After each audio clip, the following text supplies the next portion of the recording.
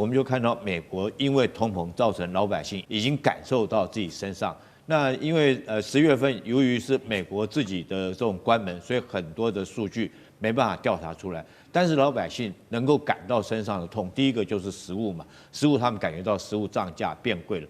那食物涨价变贵，不就是因为川普的对等关税吗？在做最新民调，美国民众经济悲观度比2008年金融海啸的时候还要糟哦。那这个是美国最大的节庆装饰公司的执行长他自己出来亲自警告的。他认为说，虽然现在美国对中国的关税已经降低了，但是确实还是很高度的存在的。所以美国恐怕出现这个叫圣诞树荒。美国如果自己生产一棵人造圣诞树，价格可能是换算台币9.2万元的天价。而且呢，这边有另外一个单位做了一个调查，美国消费者今年的消费大约是1595美元，换算新台币近5万元。但是这个幅度已经较去年大减了至少1成，尤其可以看到 Z 世代正在收手。张将军怎么看？我认为现在就是说，美国出了一些问题，我认为是要从4方面来看。第一个，美国贫富差距持续扩大。美国实际上，我们讲消费率好了，我们不要讲所得，消费率是怎么样？10%的消费率占美国的消费率占50%，一半。我虽然就你把它分成这个100%，你前面的这1/10占整个消费市场一半了。那其他90%，那你也只消费一半。你看差距大不大？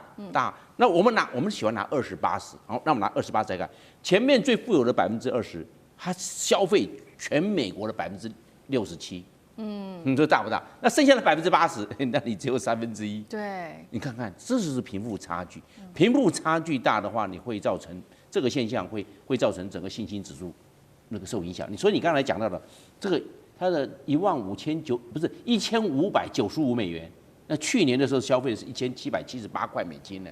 那你一换算一减少，这183块美金就是新台币5000块。你看看，你今年的消费要比去年要少少5000，为什么？我变薄啦，是不是变薄？那我们来看储蓄率，储蓄率我有钱，我现在虽然收入少，但是我有存钱啊，我现在把钱拿出来花。美国储蓄率很差，美国储蓄率只有4.4%，中国大陆多少？中国大陆储蓄50%，赚100块我花50，存50就对了。台湾的储蓄多少？台湾储蓄其实还好，赚100块花75。台湾是存25块，美国就4.5，4块半，那其他都花光了。所以换句话说，美国是月光族。你现在月光族，你没有存钱，你现在只要经济上稍微一有动荡，你没办法消费。所以这个问题出来了。那第三个问题是什么？第三个是通膨。美国去年通膨是2.9%，今年通膨上涨现在已经到了3.1%，就通货膨胀。我们知道通货膨胀那个价格上来之后都不会回去的。你去外面说面涨价了，等到什么猪肉什么店价。都回稳的时候，它价格不会向下调，不会回来。那你现在通膨增加了，那我以前10块钱可以买3样的东西，我现在10块只能买2样东西了。为什么？因为贵了嘛，通货膨胀了嘛。你现在以前买3样，你现在只能买2样啊，是不是？所以通货膨胀率也受到这个影响高。为什么高？因为你对等关税啊，对等关税。你对等关税加我把这个东西我要赚钱啊，我把这个加到货品上面，所以你就感觉到大家消费者都贵了吧？买东西都贵了，对，这个就是对等关税。你打关税战，物价一定会上涨，不可能低的嘛，因为它会加到物价上面嘛。那第四个，我们讲了美国国债，美国国债在上个月在10月的时候已经突破38兆，38兆美元就是38万个亿美元。你看看，你国债一高之后你可以容许的这种调拨的能力就差了。我以前的时候，我没有什么国债，我可以大量补助大家。现在我已经国债太重，我怎么补助大家没有办法补助了，没有这个补助的空间了。所以我认为这4个因素会已经造成美国在圣诞节比较难过了。好，今年圣诞节、感恩节恐怕都不好过了，这一切都是从这个关税战引发的。所以最高法院现在做了调查，如果说川普的关税这个对等关税确定违宪的话，接下来川普他们有没有什么办法呢？答案是有的。白宫就说没关系，就算违宪，我们有2个办法，我们可以寄出第一个叫122条款。总统可以立刻再加征15%关税，而且能撑150天。第二个叫301条款，需要经过美国的贸易代表署调查，但是关税没上限的，我想延期就延期。接下来这个关税会持续永远停不下来，继续玩下去吗？对于美国的冲击，厉将军。我觉得如果说这次关税对美国如果没有造成很严重的伤害来讲的话，以川普的个性，他会奋斗到底哈。那我们现在看到就是这两个后续来讲，它可以引用的这两个法条，一个是122条款，一个是301条款。那如果说按照122条款来讲的话，因为它这个税率只能到15%嘛，而且时间来讲只有150天。但是301条款的话，它刚好就相反，它第一个来讲的话，它没有税率上限，也没有时间限制。但是它必须要经过贸易代表署的这个调查，还有征询所有企业界的同意以后才可以实施。所以我认为川普他应该是会引用122条款，然后再用301条款。当然这个状况是在美国最高法院如果裁定说是他这个对等关税是违法之后，他才会实施的。可是我们也看出来，光不要说引用这两个条款，在目前来讲。我们就看到美国因为通膨造成老百姓已经感受到自己身上。那因为10月份由于是美国自己的这种关门，所以很多的数据没办法调查出来。但是老百姓能够感到身上的痛，第一个就是食物嘛，食物他们感觉到食物涨价变贵了。那食物涨价变贵，不就是因为川普的对等关税嘛？我们看到他对巴西这个牛肉或者是咖啡征到50%的关税，然后跟阿根廷这些国家，那时候美国饮食习惯我们都知道，美国人喜欢吃汉堡嘛。那个汉堡如果说牛肉来讲的话，涨价这个关税征到这么多，最后这个业者一定将它转嫁到消费者身上。所以这个民众来讲，第一个感受到食品，因为食品是每天3餐都要吃的，立刻可以感受到哈。但是所以说圣诞节来讲的话，我相信大家消费一定会缩水。就是我以前来讲，我可以买很多这个给小朋友或给朋友的礼物。那今年来讲的话，我的预算可能会缩水。另外来讲，包括圣诞树这些布置可能都会尽量降低预算。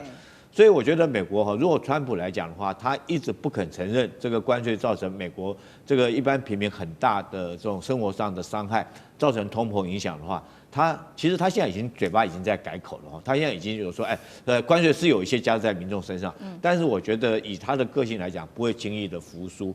但是我们后续可以继续再观察了。我觉得老百姓如果说没有给他压力来讲的话，那可能川普不见得会认输。可是现在从美国这个4个州的选举，4个民主这个4个州的选举已经落败的状况之下，我觉得很明显，这个川普应该感受到民意的压力在这个地方。是不是美元帝国的崩溃序曲呢？有几个迹象。首先，我们来看到这个是美国的桥水创办人，他特别做了警告。他说，认为现在的美债危机就犹如是经济心脏病。另一方面，有关于民生，政府关门到现在超过40天，没有想到竟然号称是这个全球最强军队的美国他的美军的家庭竟然有1/4都是难以温饱的，还得排队领起了粮食那另外一方面，大方向我们今天也会来关心全球的央行现在急抛售美债抢黄金，人民币会来做接棒吗？今天都会一起的来做关心。赶快来看到最新消息，这是来自于《华尔街日报》的报道，真的没有想到现在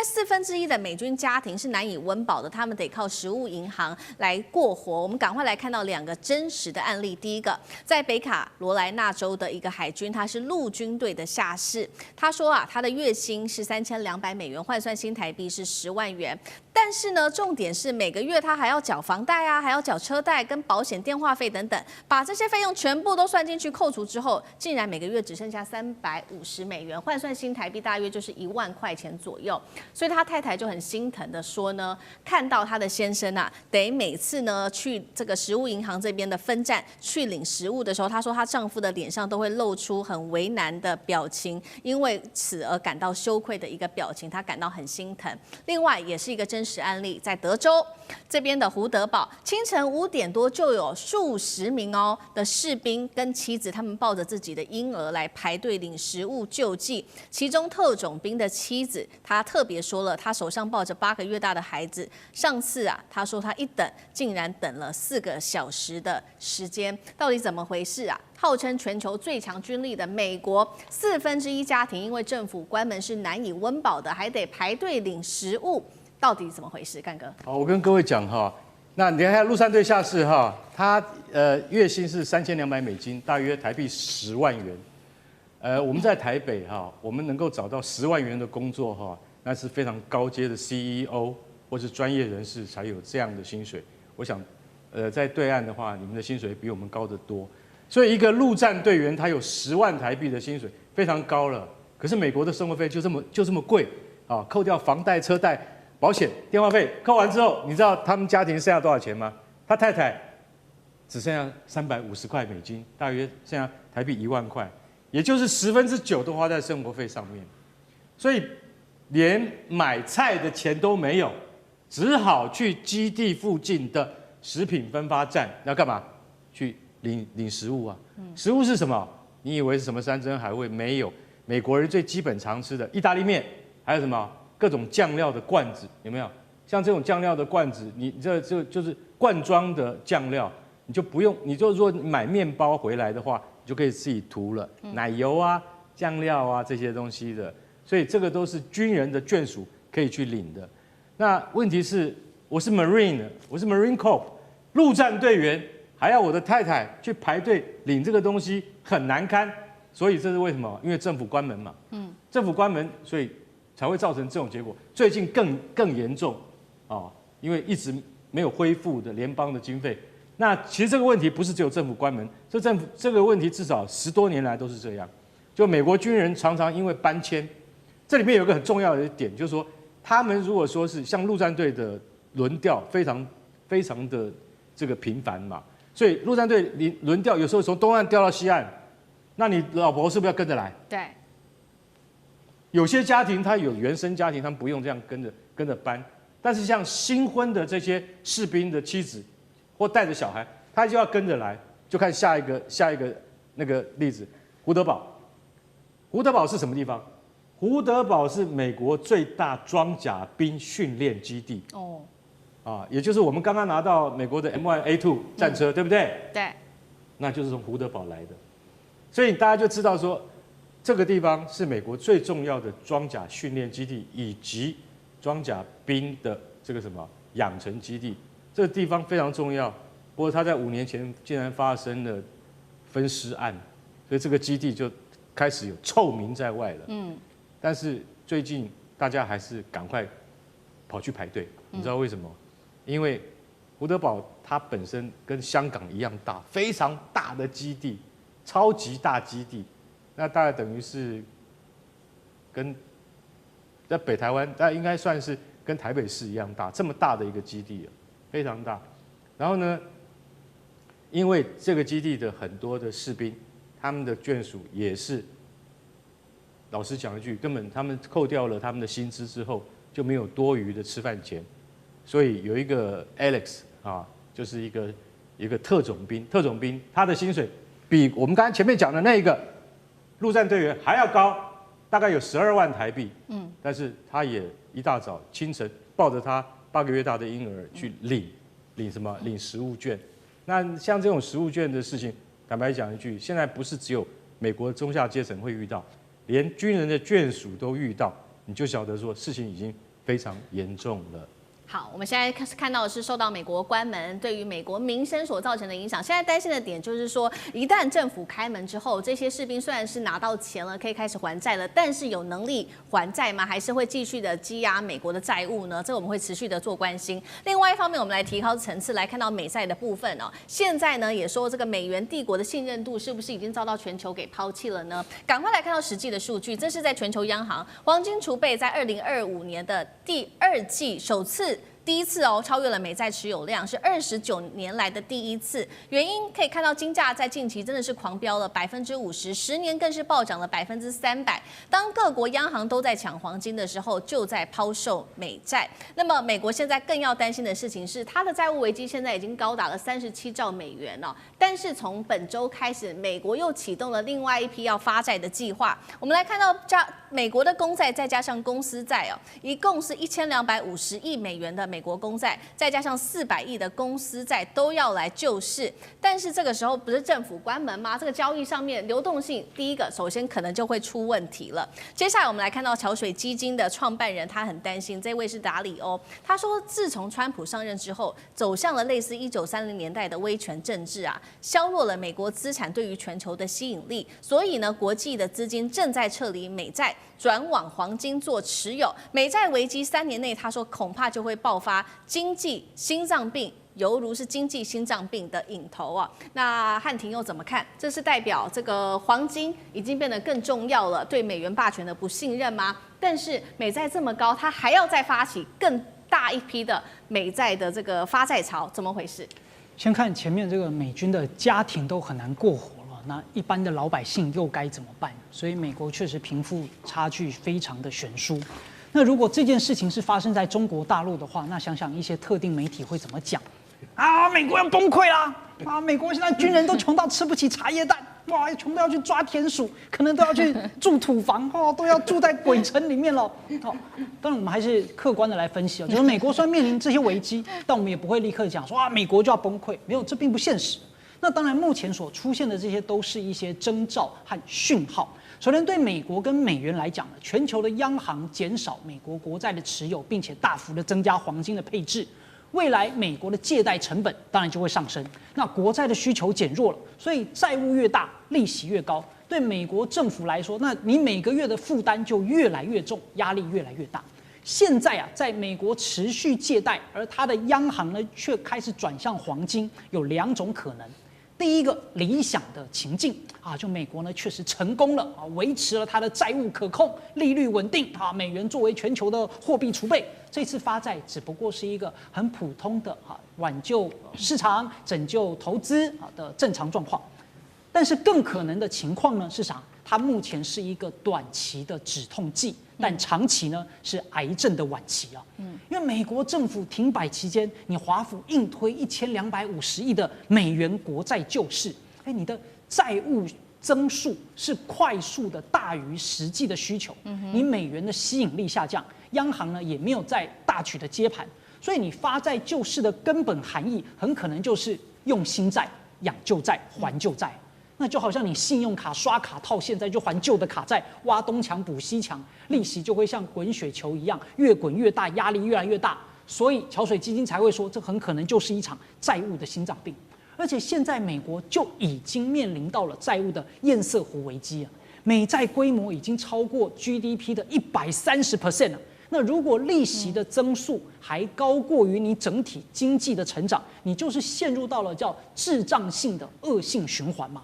所以摩根大通就警告啊，10年期美债收益率可能冲破6%啊，所以整个债券的价格暴跌啊。那当然这件事情呢，我们说它让大家关注到调整，就是从美元走向黄金，但这不表示美元霸权就立刻崩解倒台。对，它就像大楼裂缝出现了，但不会立刻倒塌，需要时间、连锁反应，还有其他的政策变动。那么目前如果你手上还有黄金的，不要急着卖，还会继续涨。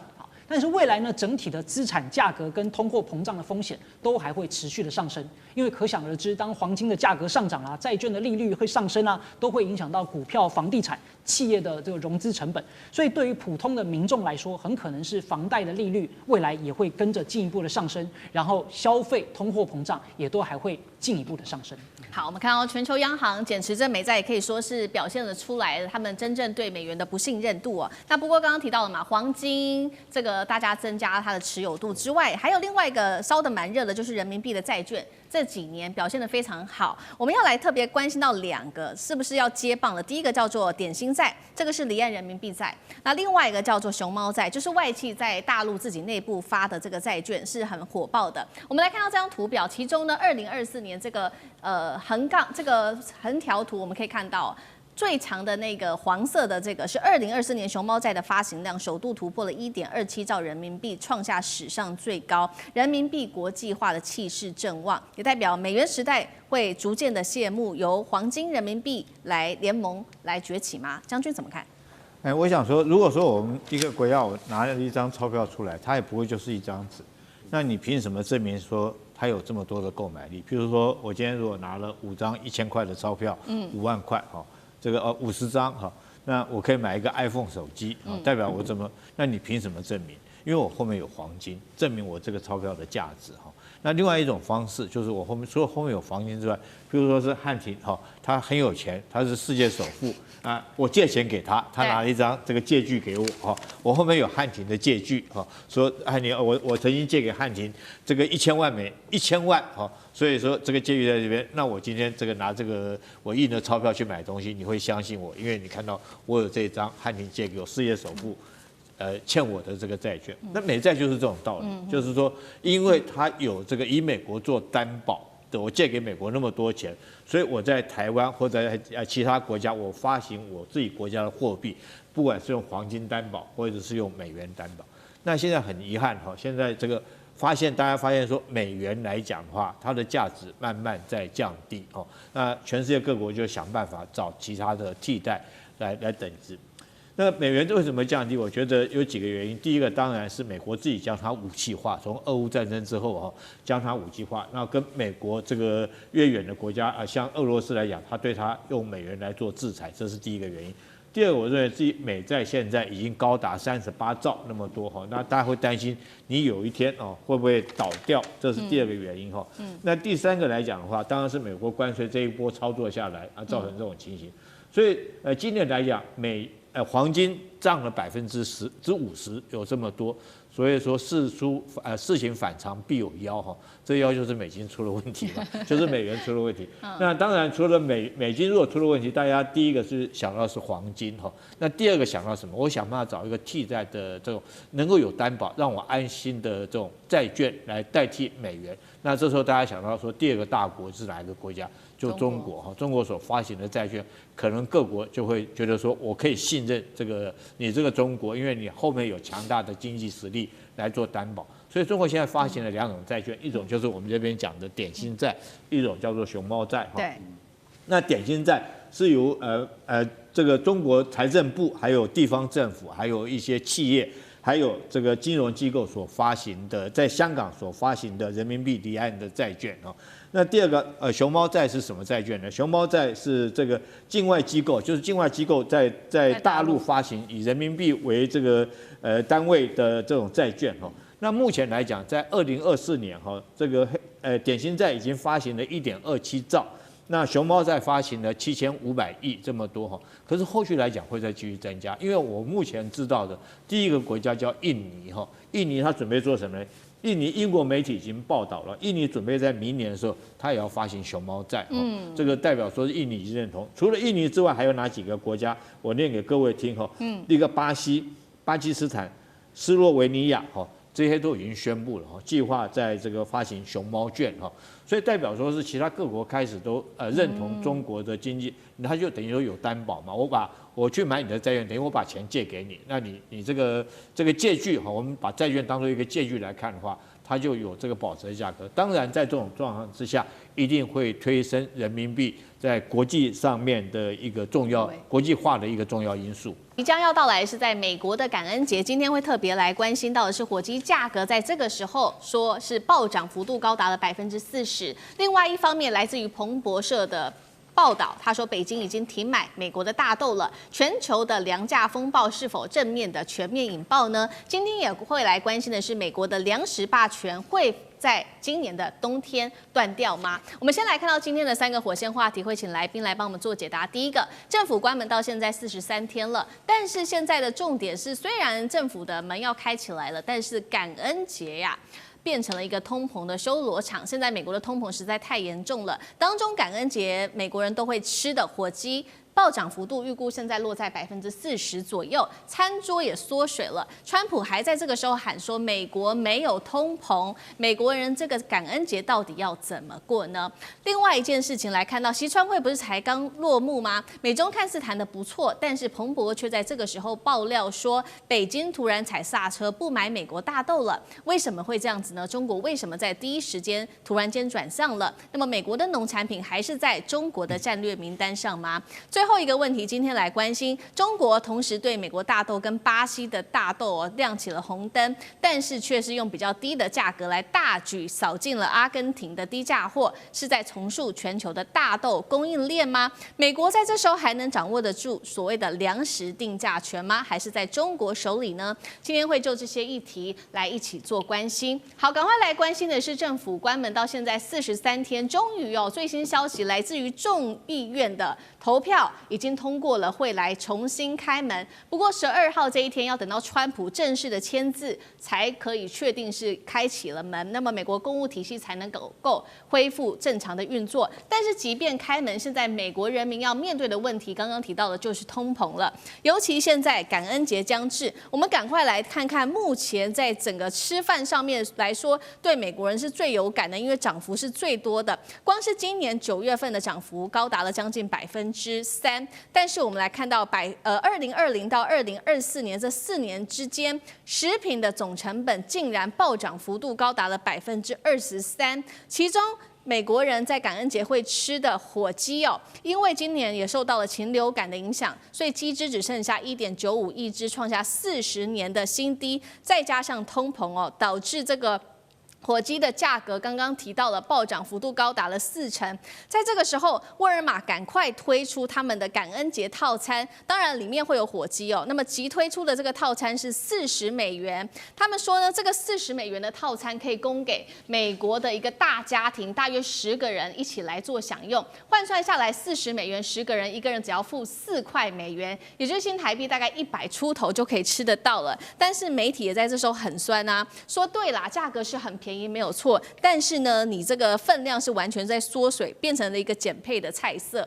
在这个时候，川普还是很自豪的说，沃尔玛推出的这个套餐$40比去年还要便宜5%，都是它的政绩，因为现在美国几乎是没有任何通膨的问题。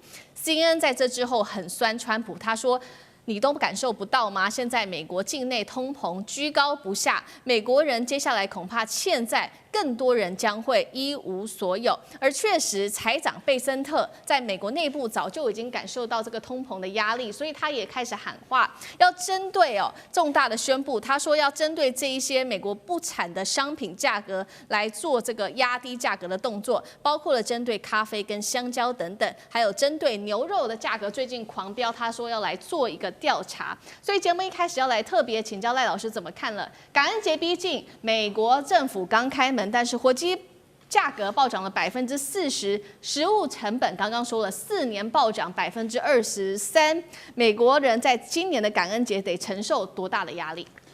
首先谈一下这4年以来食物的成本，您提到了说暴涨的23.6%，这不完全都是川普的错因为这里面也有一大部分是拜登本身的问题。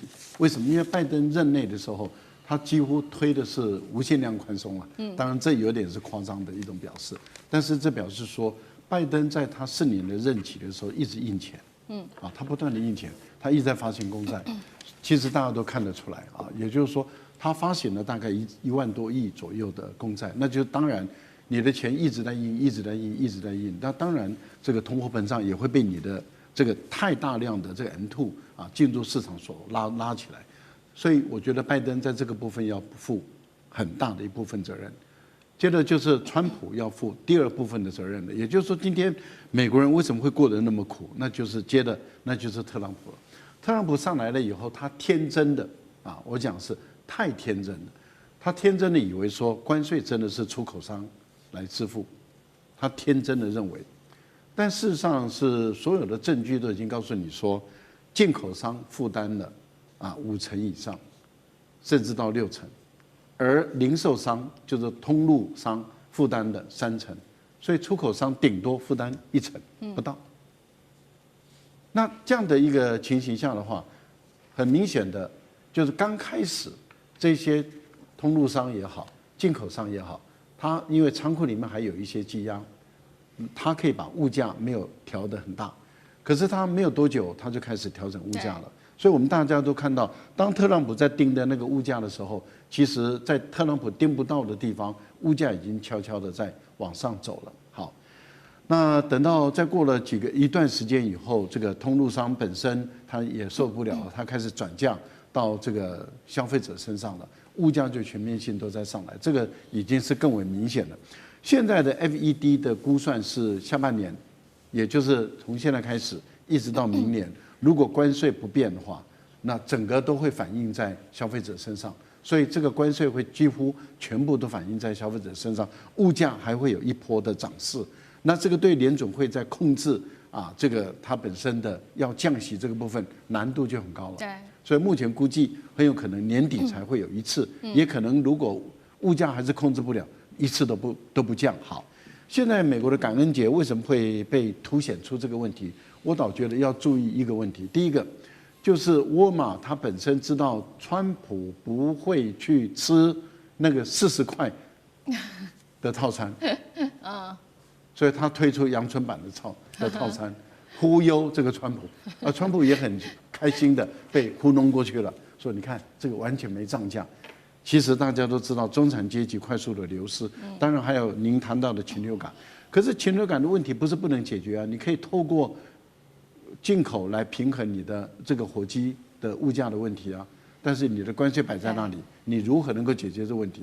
所以所有的错都是川普的错嘛，还看不出来吗？那但是川普很容易的被沃尔玛忽悠，沃尔玛很厉害啊，他糊弄川普的本事一流。好，我们一方面是看到这个感恩节将近，美国的通膨问题是让这个川普，我相信他已经暗自的感到忧心。那另外一方面，我们来看到的是对外中美的这一场大斗战火，竟然在这个时候开始升温。因为原本说这个习川会之后，看起来中美之间谈得不错。中国在习川会后不是承诺了吗？说会买美国大豆，那量是说年底买1200万吨，那么接下来之后会再持续的加码2500万吨。结果来自于彭博。还有其他外媒的最新的爆料说，北京已经停买了美国的大豆。那专家就说了，原因是因为美国的大豆虽然说已经恢复出口给中国，但是还是会被课征13%的高关税，那么还是会让大陆亏本的。所以说，大陆其实没有理由一定要买美国的大豆，而且从过去的历史，这也可以证明说，中国大陆在大豆这方面是很有底气的。今年5月停买了美国大豆之后，大陆是立刻转向了巴西，那么狂买。前9个月的这个量达到7200万吨，当时买这个巴西的大豆的占比高达了70%，没有想到在这个时候，巴西竟然趁机哄抬价格，每吨价格从580变成650美元，这让中国很火大，于是宣布12月到明年的1月。巴西的大豆订单要全面的暂停。那中国的底气来自于他自己有战略的储粮4500万吨，说可以撑半年之外，他们也可以跟这个阿根廷来扫货，因为阿根廷已经取消了它的出口税哦，所以大陆是立刻扫了130万吨的这个阿根廷大豆，比巴西便宜了整整每吨200美元，11月就会到港了。委员如何看这个川习会之后中国的这一步？我觉得彭博社这个爆料是有问题的哈。第一个就是说，中国停买大豆，停买美国的大豆。都还没开始买，什么时候会停买的问题呢？对呀，根本动都还没动。那我跟各位解释哈，买大豆跟我们到超商去买一个便当性质是不一样的。通常这种大豆商是要先订到船舱，先订到船舱，它有点像旅行社，我订不到机票，我怎么带团出去啊？它一定要全世界可以运的这种散装货哈，才不过3000艘。你没有事前订，你到年底你到哪里去订啊？所以假设是习川会啊，开完会好了，那这些开始觉得可以买了，我去下订单船，至少2个礼拜啊，然后2个礼拜已经到了11月下旬了嘛，那下旬了以后开始要进货的时候。从巴西订，搞不好现在还在下订单而已啊。对，从美国搞不好现在来下订单，所以根本8字都没一撇了。什么叫做停买大豆啦？我知道有很多的大陆的大豆进口商都还在帮忙到处在找船啊，但是有人说运费突然间贵很多，我到底要不要临时去抢船？临时抢船运费当然很贵，而且这种东西有时候就是运费贵哦，反而比那个。更严重，比关税啊，比那么更严重，因为在飙涨的时候，波动幅度非常大。没关系，再等等看哦。如果说到了1月份都还没有进口美国大豆，那才是真的停买美国大豆啦。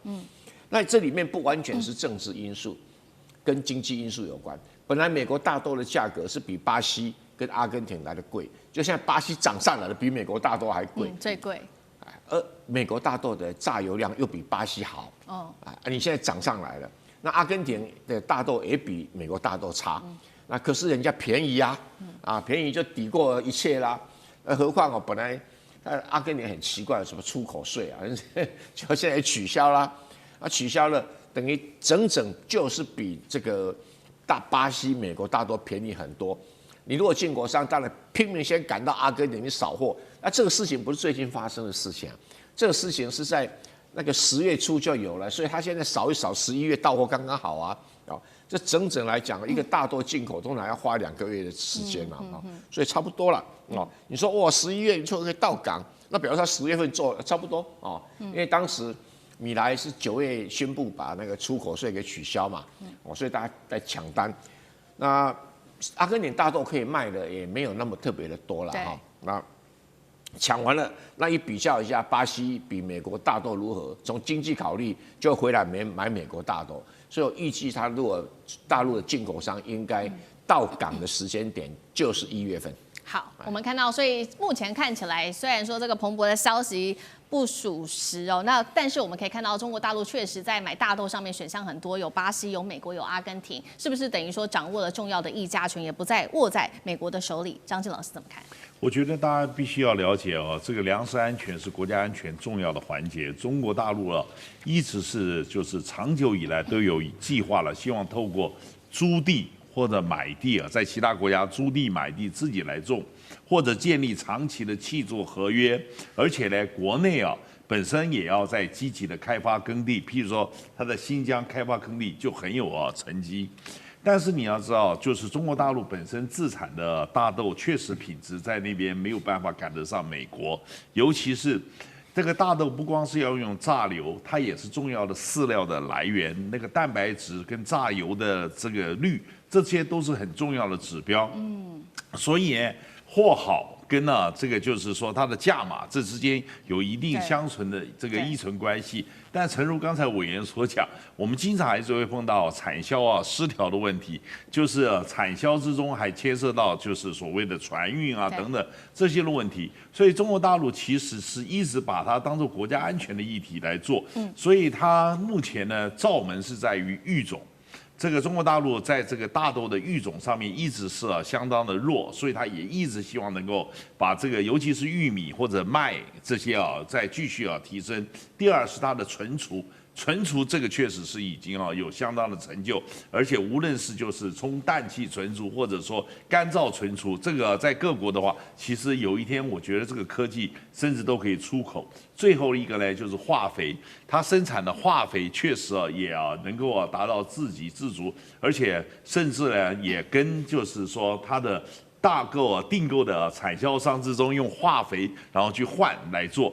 所以呢，我觉得说今天到底谁能够掌握市场就是只要能够此处不买爷，自有买爷处；此处不卖爷，自有卖爷处。终究买方市场跟卖方市场猪羊变色的可能性是存在的。美国梦碎吗？政府关门到现在已经正式的超过40天了，那么现在民怨冲天但是大家最关心的还是医疗保费，恐怕很快的就会感受到立刻上涨的压力了。最高幅度会依照不同的州跟这个收入会有所不同，但是最高的幅度甚至可以喊到6倍美国民众在这个时候哭喊说，真的撑不下去了，我们是不是要移民呢？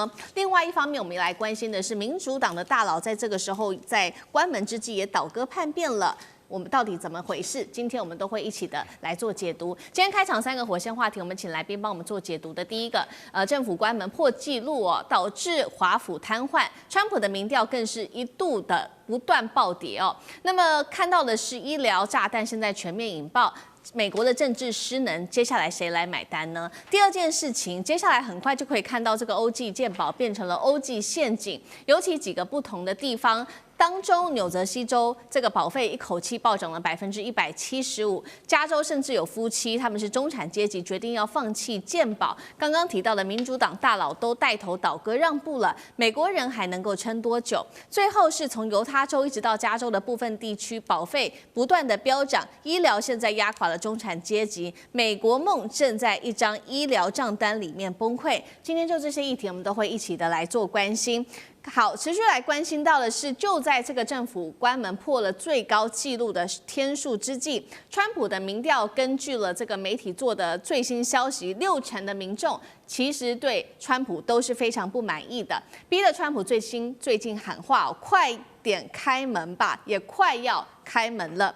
这一场史上最长的一个政治拉锯战，没有想到我们看到在周日开始出现了一些惊人的反转，他是民主党的领袖舒默这一回竟然是带头倒戈了，带着8名的成员集体叛变，力挺终结政府关门这一件事情。消息一出之后，导致了民主党内部就开始有了许多的批评声音。他们批评舒默啊，说你不配再领导民主党了，你连阻止个医疗费暴涨都办不到，你还能为什么而持续的战斗下去呢？民怨爆裂的背后，其实现在美国民众要担心的就是接下来他们很快的要为这个医疗保费的上涨暴涨全面的买单。最新的民调，美联社做的，60%的美国人现在因为这件事情是感到极度恐慌的，他们担心2026年开始医疗保费将是快速的暴涨，40%的美国人甚至是陷入在焦虑里面，他们认为自己会付不起医药费，没钱看病，甚至会失去医疗保险。在此刻，川普也赶快来救自己的民调，他提出了会直接支付民众医疗保费的费用，并且以他收取关税的收入发放每人$2000的一个费用红利。好，我们节目一开始来请教大使怎么看了？政府关门破了40天，医保很快的就会狂飙了。美国政治是出了什么问题吗？就在此刻，没有想到民主党的大头还跟着倒戈了。美国民众接下来在医疗体系上会承受多大的压力？大使怎么看？这个里面就是说，这是两党的一次对决啦，就看谁能够硬撑下去。当然，最后就是说，最衡量你要支持还是不支持，你是坚持还是放弃，还是考虑到这些目前尤其这些联邦参议员还有联邦众议员，他们自己下一任能不能还继续当选？如果说我今天坚持下去，结果我自己本州的这个受害很多，那这些本州的州民就说，我们选你去当这个联邦参议员，结果你做出来决策伤害到我们利益，那我下次就不投你了。那这一次，比如说这一次的这个医疗健保的这个费用暴涨的几个州，我看了几个州，很奇怪，都是民主党在掌政的州，涨得最多的 New Jersey 州，这是个标准的一个红州，州长是民主党，2个联邦参议员也是民主党。然后呢，科罗拉多州也是个标准的红州，州长也是民主党，参议员也是民主党。那很简单，你知道现在这个联邦经费不足，最后他为什么叫 appropriation？appropriation 就是说我怎么样来把我的钱怎么样按比例支出出去的意思。那就变成就是说，我现在联邦的经费越来越不够，那我就先裁减哪些不重要的钱。所以他在裁减的过程中，事实上川普政府是有所谓的操纵的空间。他说那就这样，纽泽西州的他的这个联邦的这个健保补助，我现在钱不够，我先停，先砍你的。那纽泽西就受害很深。那他们回过头来算账，美国老百姓才没有那么党性坚强了。我支持你是因为你给我带来福利，结果我支持你，你害我的这个健保费给我涨了175%。那我选你干嘛？就是你造成我这个，你下一次我就不选你了。我们就换共和党来执政。所以这里面就是硬碰硬。也就是川普跟这个民主党的斗争就是硬碰硬。我到时候看你低不低头。你以为舒默会愿意低头吗？舒默也要考虑说，我们再这样打下去的话，我背后的选民不支持我啦。那我下一次都选不上我在那边打这个没有意义嘛？所以这就是美式民主。所以完全到最后就是说，好啊，你要撑就撑。那今天我要让老百姓不方便，我这个联邦的这个所谓的航空管理的，我就钱少付一点给你，对，然后让你们这老百姓就觉得坐飞机的时候，哇，我等了2个小时、3个小时，看到你们只有这么点服务人，后面排的我飞机都排不上，那最后就来开始攻击。那有的不见得攻击共和党啊，有的是攻击民主党啊，因为共和党政府拿不到钱，共和党说因为民主党不给我钱。所以呢，现在就变成就是这样子的一个情况之下呢，就变成就是说，尤其是现在关键就是在参院啊，对不对？参院现在是民主党，就是说他是怎么样？他这个要4比6之比嘛，也是说你必须要60%的人同意这个这个有关经费的投，那民主党的他就可以卡住共和党，所以当然老百姓会觉得是民主党在卡。是民主党在卡，所以舒默这些人最后就倒戈了。那当然回过头来还要看众议院了还要看众议院。不过这场斗争也可以看出来，两边的斗争的决心非常的强，宁愿让怎么讲老百姓吃苦呢，最后呢让老百姓去怪你，不要怪我。所以呢，最后舒默会怎么样投降，就是因为他的红州的怎么讲受创很深。那他们这些民主党的这些可能将来在这个红州里面，过去什么铁票区，最后呢下一次选不上了，所以他就立刻倒戈了。是，所以这个是赤裸裸的权力斗争，用实力在那，没有什么良心啊，什么都没有良心，都是为了自己的利益、政党利益在那边斗争。是，所以我看到电视上有一个美国民众讲了一句话蛮有趣，他说现在这个政府看起来是为他自己而存在，而不是为了服务人民而存在。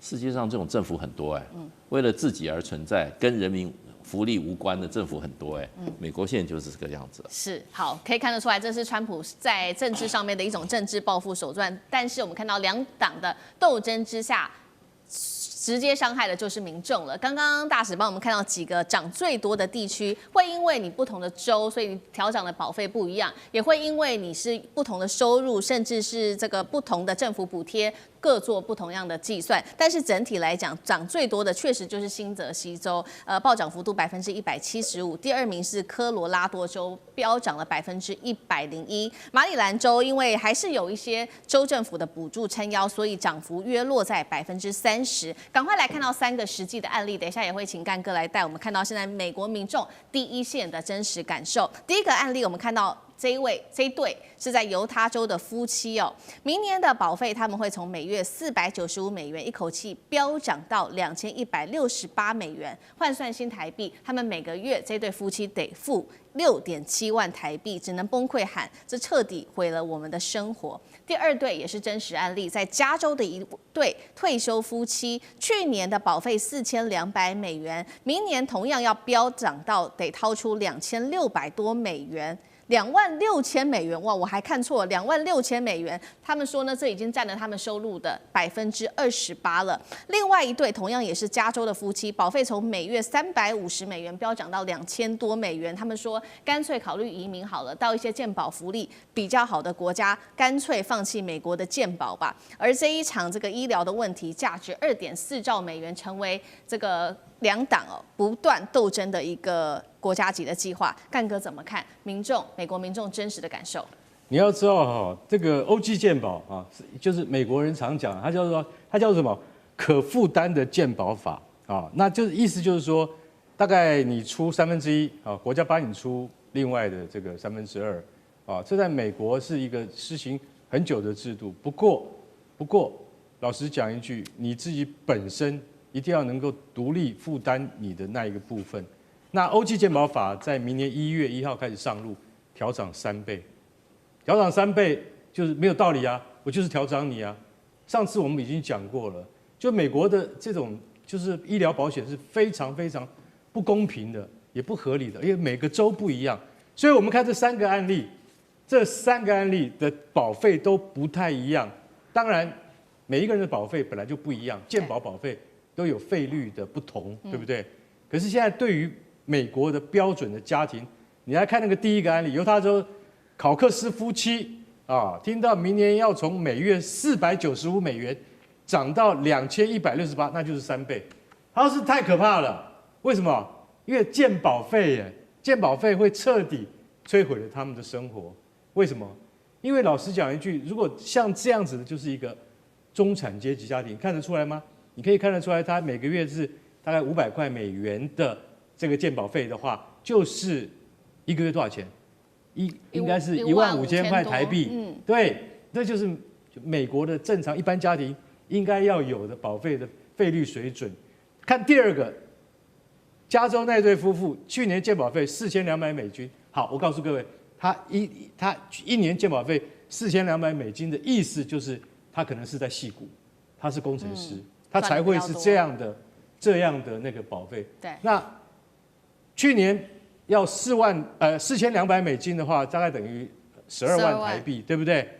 那但是到了明年，因为我刚才讲欧际健保要涨价之后，暴涨到26000美元的话，那是多少钱？26000，那到了70万台币了。那我今天讲一句实在话，那只有独角兽的这些企业员工，他才有办法支撑嘛。只有几个独角兽的企业员工，你知道，这根本一般老百姓负担不起。所以这个第二个案例他如果是一年要付226000多美元，已经占据他们整个年度收入的1/4了，这不可承受之重。这是第二个案例。所以不管是高的低的，你都碰到像这样的事情的。还有一对加州夫妇，他也是普通的，他说他每个月是350块美金到大概2000美金这样子。那他们决定怎么做，你知道吗？就是我不要健保了，我不参加，不参加怎么办？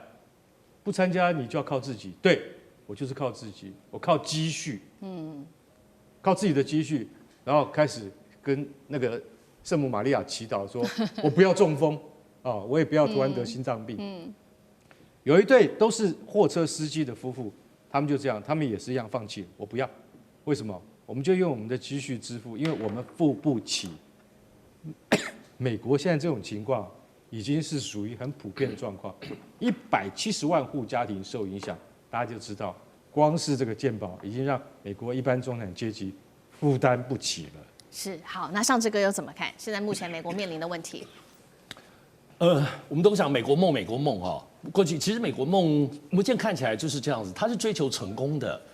美国梦当中不太描述或者去接近那些失败者的价值。我让大家现在刷短视频，经常会看到现在美国非常红的网红，他干嘛？他就在路边假装穷，那么有一些很穷的人，甚至一些无家可归的 homeless 来接济他。然后他其实说实在，你说他真的能帮助所有这些 homeless 的人吗？没有。要 homeless 这一些当中很努力的人，然后他会帮助他，然后也会集结很多的捐款。所以说，美国梦其实对于失败者当中，也要失败者当中很努力追求美国梦的人，才会获得整个美国人一般的共同的接济。我想我们在这一次的联邦政府关闭期间来讲，都知道其实眼前最重要的其实还是食物。因为只要一天没有吃东西，没有东西吃，活不下去了，整个家族活不下去了。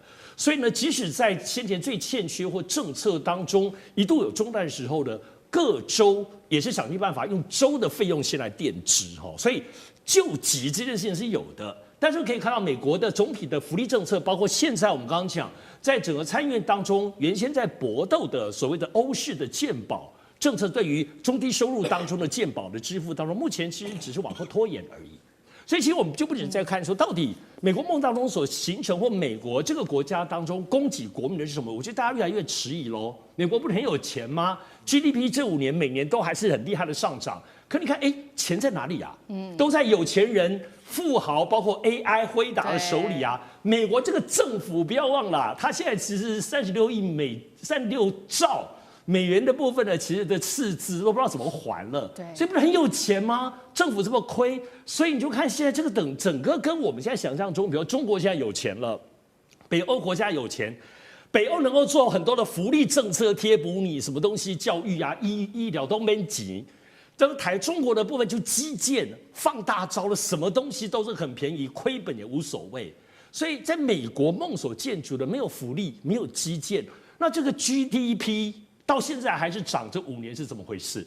所以我们要看对比当中，这5年当中，美国的无论电力也好，也没有新的建设，各式各样都没有。所以他看到的其实就是还有华尔街股市当中的这一些 AI 当中资本的部分泡沫垫高了它总体的 GDP。所以更不要说在民间一般弱势民众能够拿到什么样真实的帮助呢？美国现在内部保费暴涨了6倍，被评为说是美国现在穷人都病不起，命都没了。尤其另外来看到在就业市场方面，110万人被裁员，年轻人现在不断的对川普来做怒吼。我们来看到今天的火线话题3个，请来宾来帮我们做解答。保费现在暴涨，在美国内部达到了6倍，美国人连生病都病不起啊！平价医疗补贴现在喊停，结果川普说他要来持续削减补助，恐怕会有2200万人的保费都会翻倍，甚至好几倍的暴涨。中产阶级跟穷人这一次受害最深。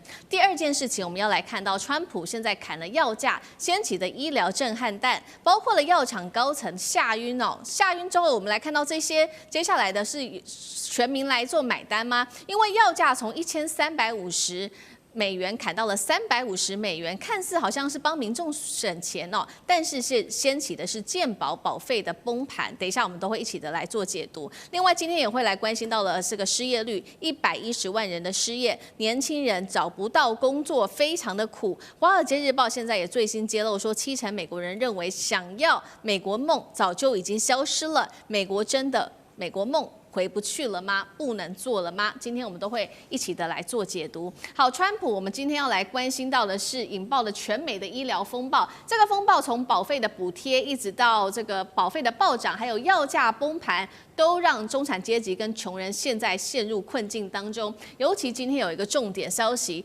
川普他已经正式的宣布了，针对2大巨头的药厂，包括了诺和诺德跟礼来的减肥神药，每月会从1000到1350美元的价格直接腰斩到剩下350美元，药价只剩1/3。药厂高层这位是高登，听到消息当场昏倒。来看一下现场画面。For nearly 150 years, my company, Eli Lilly, has been investing in America. We've been advancing science and creating high-value jobs. But today, are you okay? Gordon, you okay?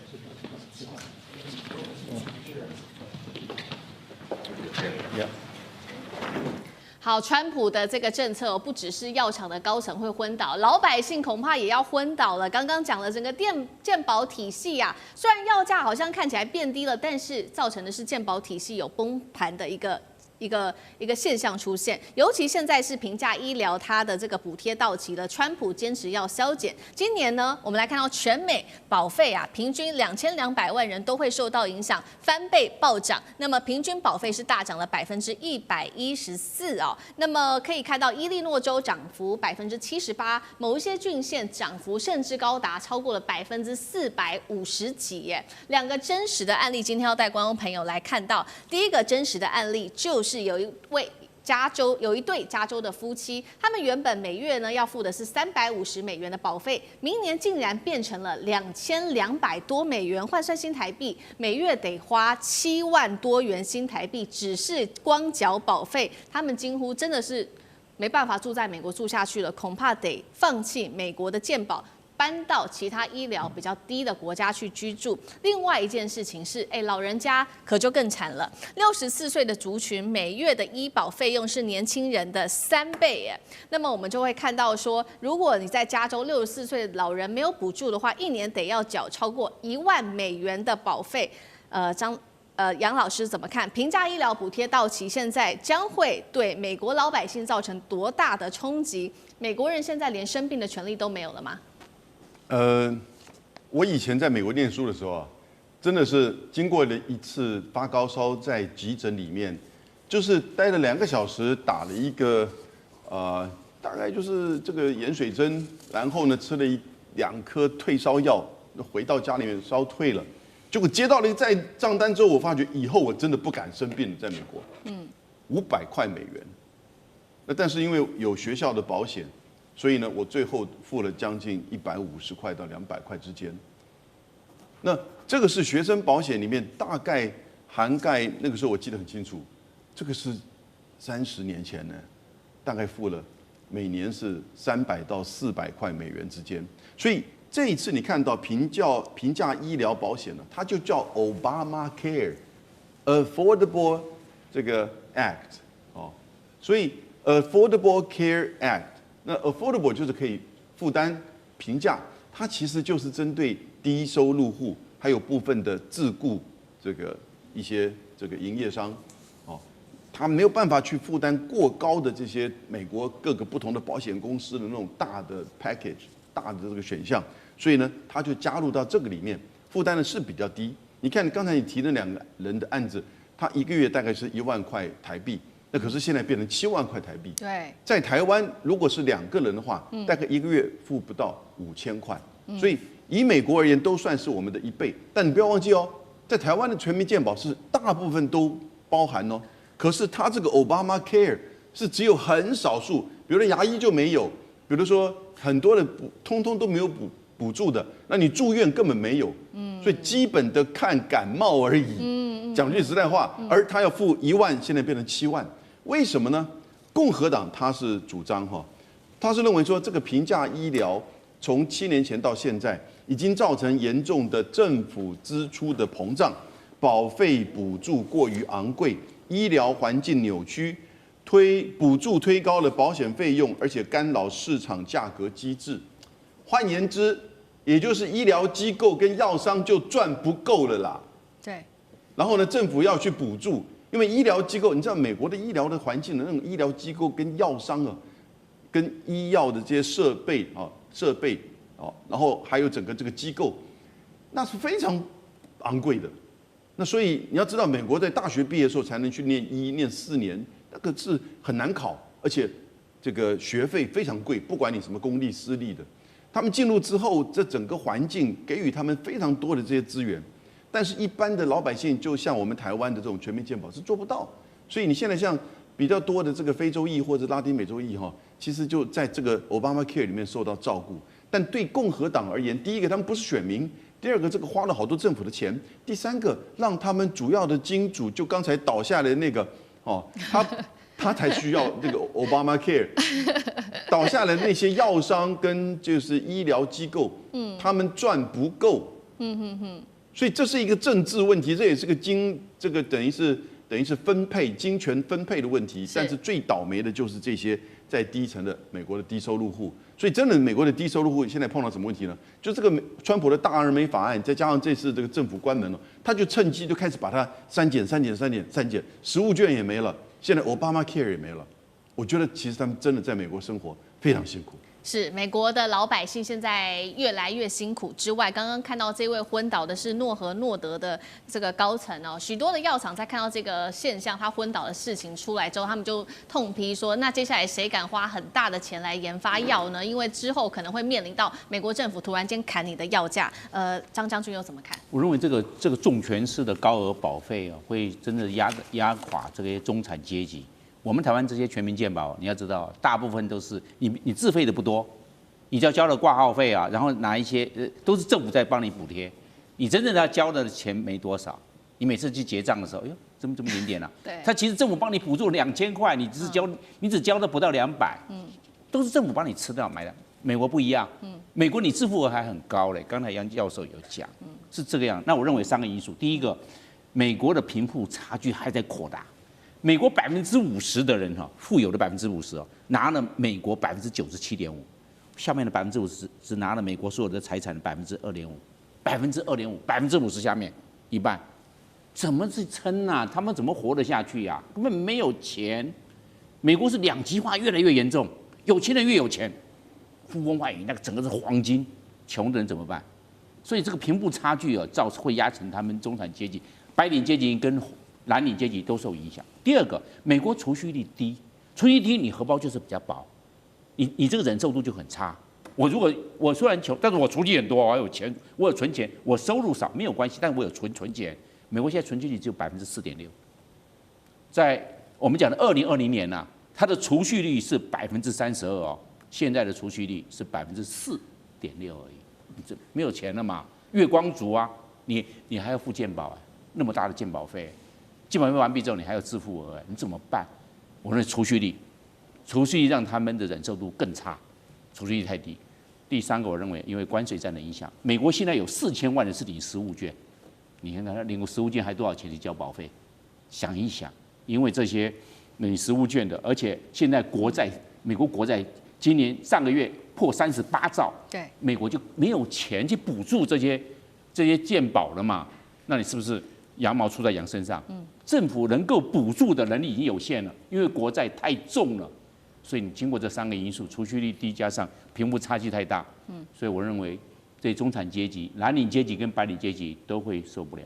好，刚刚我们看到的是中产阶级、白领、蓝领受到重挫，那另外一方面，包括在就业市场也受到了很严峻的挑战，尤其现在年轻人啊越来越辛苦了。我们要来看到这个是真实的数据，10月份美国的企业裁员人数现在正式统计出来，达到了15.3万人，月增幅竟然高达183%呐，年增幅175%，创下2003年以来最高的纪录。光是今年企业裁员人数已经超过了110万人，是疫情后竟然超过了这个疫情之后是最惨的一年。那年轻人呢？我们看到应届大学的毕业生，他们的失业率6.5%，更是创下了10年的新高。这一位也是真实案例，我们今天都会挑许多的真实案例出来哦。24岁的阿奈斯，大学毕业2年多，他一直不断的在投履历哦，各种工作他都愿意做，市场行销、社群媒体、影视制作等等。但是啊，更不要说有工作机会了，连面试的机会都没有。他现在只能继续打零工，住在父母的房子。那他的父母也感到非常的沮丧哦，说我们对于这件事情感到非常沮丧，似乎已经接近了愤怒的等级。华尔街日报最新的民调也出炉了，近70%美国人认为，所谓一直大家在谈的美国梦早就不存在了，或许从未存在过。年轻人现在找不到工作，要付高房租，还要付这个越来越高的保费，就算再努力也翻身不了了吗？厉将军怎么看？我想再讲一下哈，刚刚这个执行长昏倒的事情，大家会不会觉得奇怪？堂堂一个美国大总统就去管减肥药，要减肥药降价哈？会不会你如果说以美国总统来讲，你应该大的政策嘛，你怎么管那个减肥药？对。那我觉得其实代表后面所代表的含义其实是很深的哈。这个你知道，人的肥胖往往会带来很多的这个所谓的疾病哈，包括心血管的疾病哈，新陈代谢的疾病紧接着而产生。大家还记不记得？上次赫格塞斯他国防部长召集全球的美国将领回来谈的事情是什么？是叫美军要减肥。如果从这2件事情大家连在一起看，会不会觉得说是美国真的胖子很多？那如果说美国胖子很多的话，我觉得代表2个含义。第一个就是他们的健保负担会很重。为什么？因为人越胖的话，可能这个后续来讲会有很多的这种身体代谢啊，或者引起的心血管疾病代表美国。第二个来讲的话，代表美国生活不是很愉快啊。你知道，有时候肥胖在美国来讲，肥胖指数跟贫穷指数是成等比例的。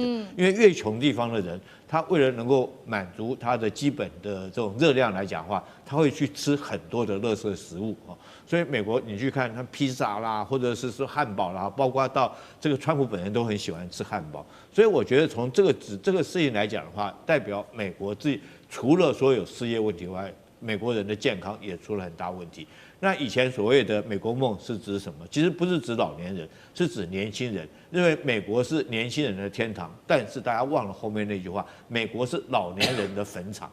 你到美国去你就知道，当然年轻人他们很容易找到工作利润都很好，所以他们都有一个小洋房，有前院有后院，还要每天雇人来割草干什么的，很容易找到工作。但是老了以后，因为小孩都不在身边，他们就会被迫搬到所谓的老人公寓，甚至于到最后进疗养院进养老院。大概美国人的一生都是这样走的。可是现在反过来了，现在来讲的话，我觉得如果美国失业率这么高的话，已经不但是老年人的坟场，甚至于你对年轻人来讲，也不见得是天堂。是，你看现在失业率有多严重？是，我觉得第一个是美国来讲的话，失业率居高不下这个可能跟这最近美国川普关税的政策有关系，然后他很多的企业都已经外移，还有跟他资本主义有关因为他大部分来讲都集中在这个有钱的这个富者越富，贫者会越贫。那第三个当然是受到 AI 近期兴起的影响。AI 确实会取代很多人的工作，甚至于包括医生啦，包括这个包括科学家啦，包括老师，很多工作都会相对的会被取代所以我觉得美国以后来讲的话，是不是还是年轻人的天堂？我觉得就要打上一个问号了。但是我可以确定，美国绝对是老年人的坟场。